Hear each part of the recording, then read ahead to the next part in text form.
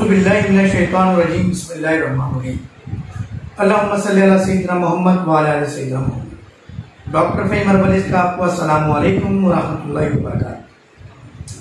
आज का हमारा टॉपिक फैटी लीवर। आज हम इलाज बिल ग़िज़ा पे बात करेंगे। फैटी लीवर क्यों होता है और लीवर का काम क्या है।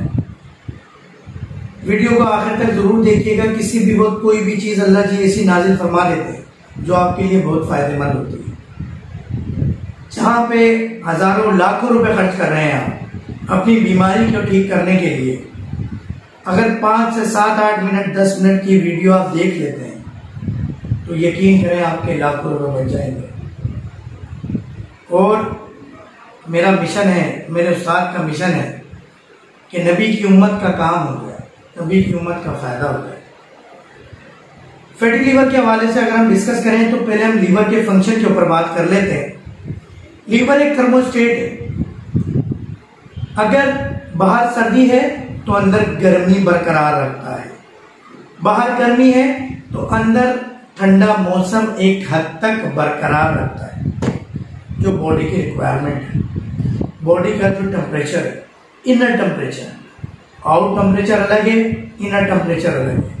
आपके तमाम बॉडी पार्ट्स को, एपिथेलियल टिश्यूज को, ऑर्गन्स को, मसल्स को एक रिक्वायर्ड टेम्परेचर की जरूरत है, जो कि ब्रेन मैसेज कर रहा होता है कि कौन सा टेम्परेचर कहां पे क्या दे।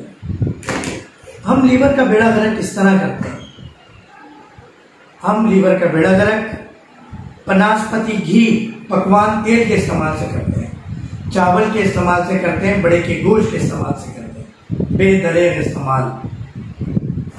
अगर आपने खाना पकाने में सरसों के तेल का इस्तेमाल शुरू कर दिया, बकरी या गाय के दूध का इस्तेमाल शुरू कर दिया, या बेरी का शहद, गाय का दूध, उसका घी, उसका मक्खन, बकरी का दूध, जौ का दलिया, आप फैटी लीवर से बच जाए। फैटी लीवर एक बुद्धि तहरीक बॉडी के अंदर बढ़ जाती है, सफरावी केमिकल बॉडी में बढ़ जाता है। इसकी निशानी यह है कि मरीज जहां बैठता है, जब उठता है तो उस जगह का टेम्परेचर बढ़ जाता है, वो जगह गर्म महसूस होती है एक आम इंसान के बैठने के मुकाबले में। वीडियो को लाइक शेयर सब्सक्राइब जरूर किया करें।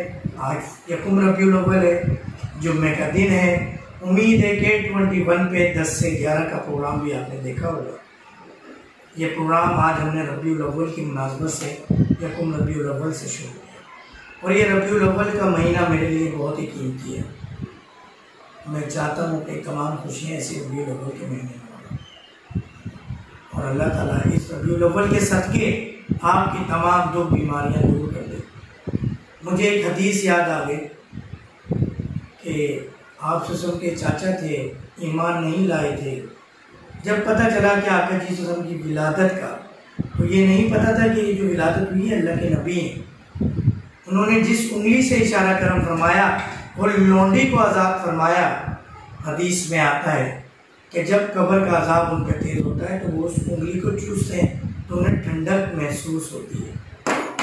अल्लाह ताला आपको हमें इस रबीउल नूर के सदके, आका जी सल्लल्लाहु की वलादत बासादत के सदके, जिस तरह ये सब से बीमारियों को ख़त्म फरमा दिया, इस दुनिया से बुतों का खात्मा फरमा दिया, इस तरह बीमारियाँ दूर हो जाए। आपको रबीउल नूर मुबारक। डॉक्टर फ़हीम हर्बलिस्ट का आपको अस्सलामु अलैकुम व रहमतुल्लाहि व बरकातहू।